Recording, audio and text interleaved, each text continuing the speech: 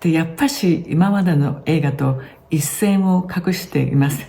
今までの映画と違っています。この動画ではどこが違うか、なぜ変わったか考察してみます。そして私の解釈をしてみたいと思います。この映画はいろいろに解釈できるんですね。これは私の解釈です。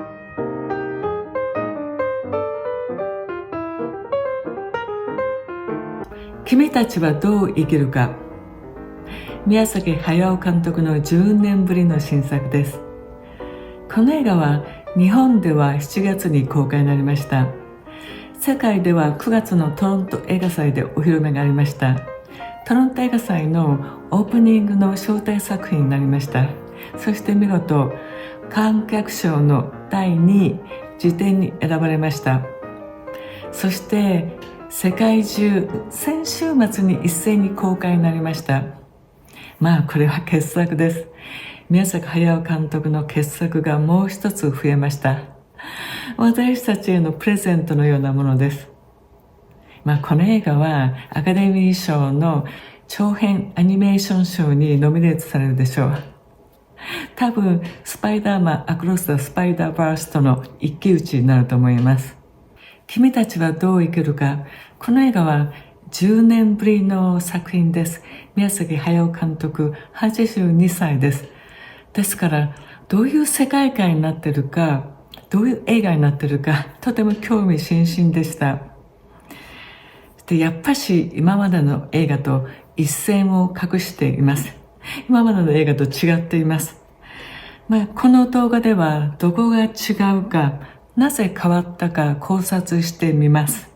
そして私の解釈をしてみたいと思います。この映画はいろいろに解釈できるんですね。これは私の解釈です。ですからこれはネタバレです。ネタバレにご注意ください。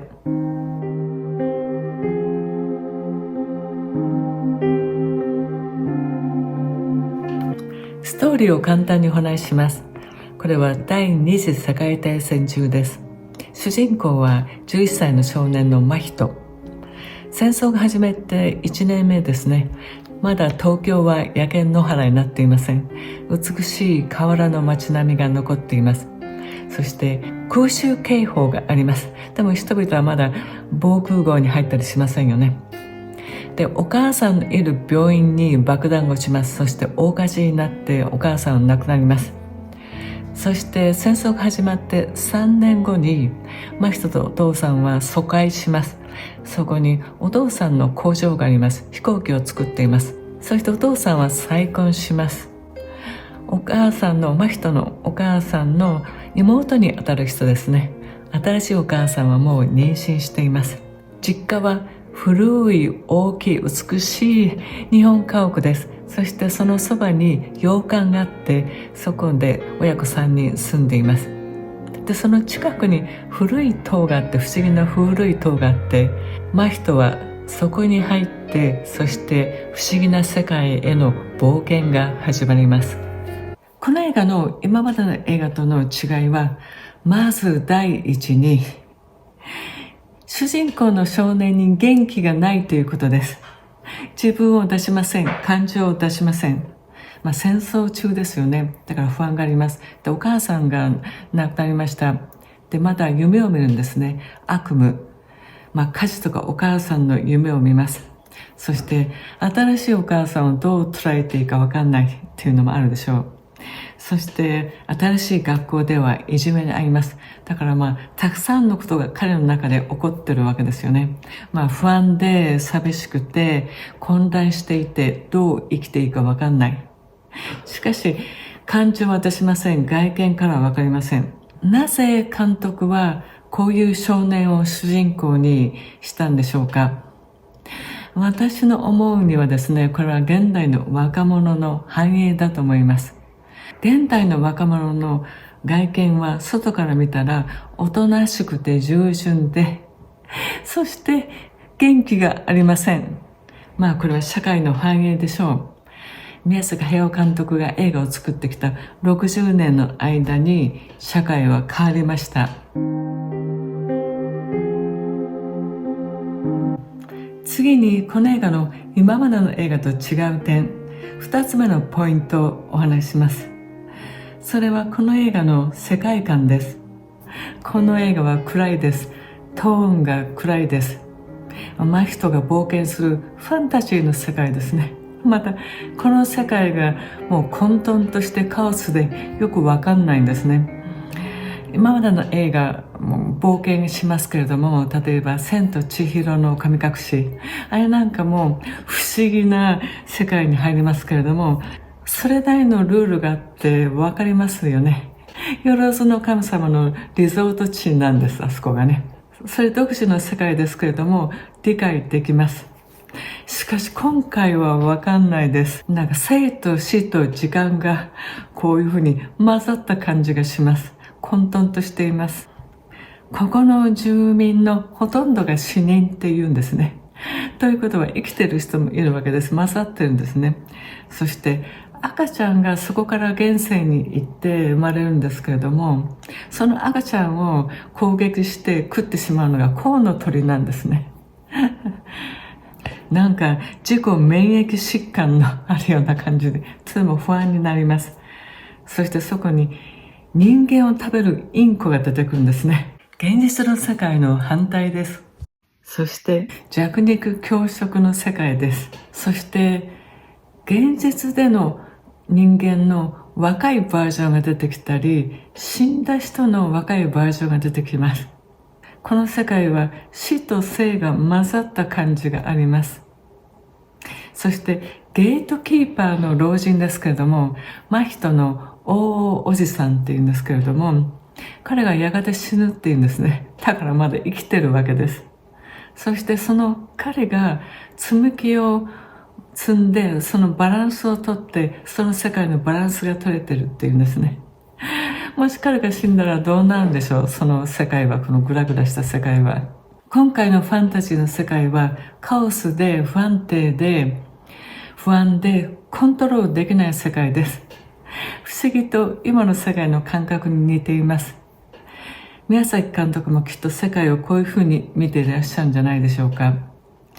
それともう一つこの映画のトーンですね。これはやっぱし監督の82歳という年齢も投影されていると思います。実はですね、私自身も年を取るに従ってなんか世界の輪郭があやふやになるというかね、現実に過去が入ってきたり、夢とか幻想とか思い出が現実よりもよりリアルに感じる時があります。その老人、真人の大おじさんですけれども、宮崎駿さんを思わせます。この老人は積み木を積み重ねていってバランスをとってるんですね。そうやって世界をバランスとってるんですけれども、その一つ一つの積み木がいいもの、善良さと美しさでできているんですね。まさにこれを宮崎駿監督は60年間やってらっしゃるんじゃないでしょうか。善良さと美しさを映画で構築してきたわけですね。そして最後老人は死ぬ時に後見者を失います。そして積み木も失います。なんとなくジブリを思ってしまいます。そして真人、若者は自分の人生、自分の道を自分で探していかなくてはいけません。老人が真人に語る言葉があります。これは宮崎監督の若者へのメッセージだと思います。お前は悪意と悲しみに満ちた戦争のある現世に戻るのか。ならば友達を見つけろ、仲間を作れ、ヒューマニティと相互理解を世界に広げろ。これが宮崎駿監督の現代を生きる若者へのメッセージだと思います。この映画が今までの宮崎駿作品と違っていると言っても、宮崎作品の魅力のすべてがここにあります。